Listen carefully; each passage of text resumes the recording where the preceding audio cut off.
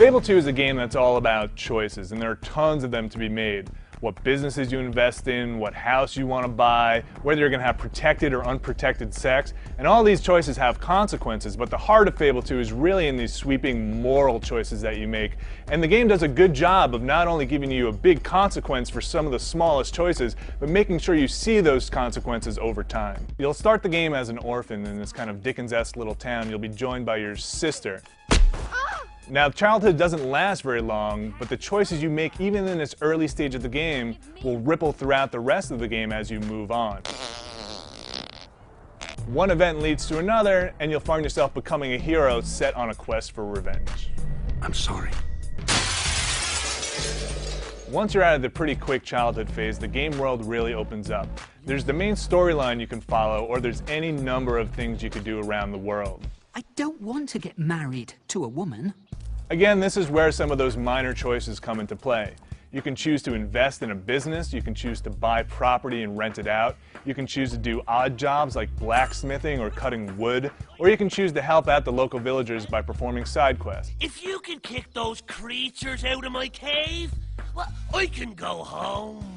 All of these things will take up probably more of your time than the main storyline, but they actually flesh out the world in a really amazing way. The humor is great, and the fact that it's got this kind of dark edge to it really makes all the quests interesting and makes you want to see what's going to happen if you make one choice or the other. Stop your pestering.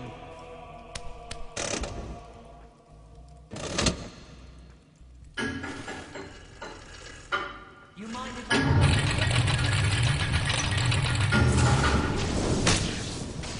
Much like Fable 1, as you make these choices, you'll either go evil or you'll go good.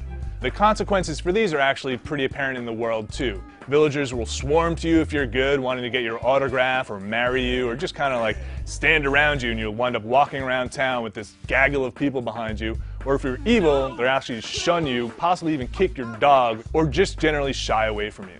Why do you take such joy in the destruction of property, hmm?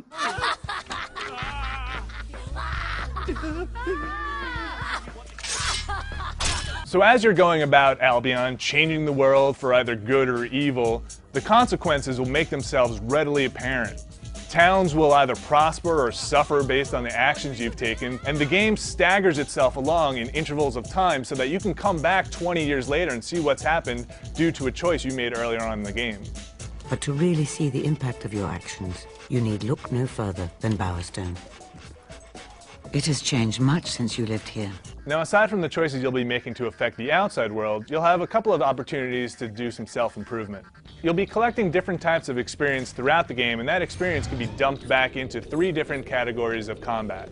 You can choose to focus on strength, skill, which is essentially dexterity, or will, which is basically magic, or a combination of all 3. The combat is actually pretty good, so if you're strong, you'll be knocking foes back as you hit them with your axe. You'll gain more combos and different ways to swing your weapon.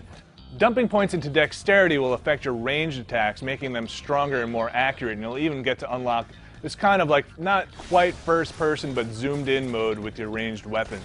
Putting points into will lets you upgrade all your spells. There's a bunch of them, and they're all pretty weak at first, but dumping more and more points into them will make them stronger and more effective in the long run.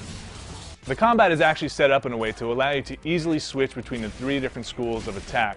You can quickly take out your bow and pick off oncoming guys, switch to your axe and hack them down once they get close enough, or launch an area effect spell to wipe out a bunch of foes. Each attack is mapped to one button on the controller, so switching is pretty easy and pretty fast, and it's actually really rewarding. So while a lot of the quests involve combat, most of my time in the game was kind of spent doing other things. Now, all this stuff is actually really fun and engaging, which is why it becomes so absorbing. You'll furnish your houses, you'll have to run back and keep wives happy when they're missing you, you have to go visit your kids, and generally spend a lot of time bouncing between these different areas of the world. You have a strange way of showing your love. The only downside to this is maybe it wouldn't take so much time if there were a better map system in place. While you can fast travel between towns by just clicking on the name of it from a regions list, finding things within the towns can be a real chore. The in-game map doesn't show everything, and it certainly doesn't show everything you've invested in, such as your house, business properties, or even your wife and children. Using items in the game is actually kind of a burden too. Your inventory seems to get bogged down with the more items you have, loading a little slower, and once you use an item, you're kicked back out to the main game and you have to go back into your inventory to use another item. Okay, so those problems aside, the world is actually really alive and really funny. All the people you come across have a pretty good sense of humor, it's written well, and it looks really good. You have entered a venerable society of dark worship, with a long history of wicked deeds and opprobrious transgressions. Fridays is poker night. The music is really well done, and it's got this whole Danny Elfman-esque vibe to it, and really fits the style of the gameplay and the charm. The voice acting in the game is also really well done, and everybody delivers these kind of black, humorous lines really well. Oh, I think I'm going to be sick. That one was still fluttering as you swallowed it. It's this dark humor that really sets the game apart. If not for the M rating, this game might have fallen into middling fantasy territory, but since there's this small twist to everything, it really makes the world that much more intriguing. Characters will curse at you, you'll be buying condoms to make sure that you have protected sex so you don't get STDs. Your wife will leave you, but then you can just stick an axe in the back of her head. Don't scare your wife. And it's these little touches to the game, these kind of more adult touches to the game, that really make playing through the game a joy. Oh! Sorry, I've never seen anything like this before. So there's a ton to do in Fable 2, that's really the big point here. It's a rich, charming, and pretty funny world. If you can get past some of the user interface issues and the technical quirks, you'll find Fable 2 to be as entertaining as it is rewarding. Some people get married, you know. But then, some people have rings. It is now officially bedtime.